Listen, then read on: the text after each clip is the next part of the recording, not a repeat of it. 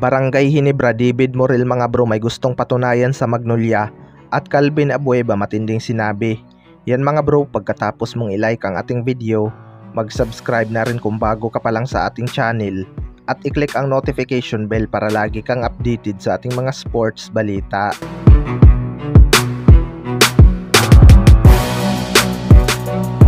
So gusto nga ng Barangay Ginebra tapusin agad ang series nila kontra Magnolia Hotshots mga bro. Ito din ang unang beses na makakalaban ni David Morel ang kanyang former team na Magnolia Hotshots matapos siyang makuha ng Barangay Ginebra via free agent.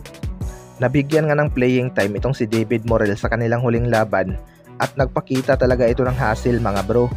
Pero mapapansin nga natin na nangangapa pa itong si David Morel at di pa gaano alam kung ano ang kanyang dapat gawin. Hindi nga madali ang triangle offense ni Coach Timcon dahil kailangan nga dito gumalaw ng gumalaw upang gumanda ang kanilang ball movement at makakita ng open shot.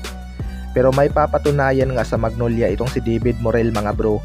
Matapos siyang pakawalan, siguradong magpapakitang gilas talaga ito sa depensa kapag binigyan ito ni Coach Timcon ng playing time laban sa kanyang former team. Inspired nga itong si David Morel na ipakita sa Magnolia Hotshots kung sino ang kanilang sinayang na player. Hindi naman yan kukunin ni Coach Timcon mga bro kung walang potensyal na mailalabas, lalo na kapag nagamay ang kanyang sistema. Sa kabilang banda naman mga bro, Calvin Abueva matinding sinabi sa Barangay Ginebra.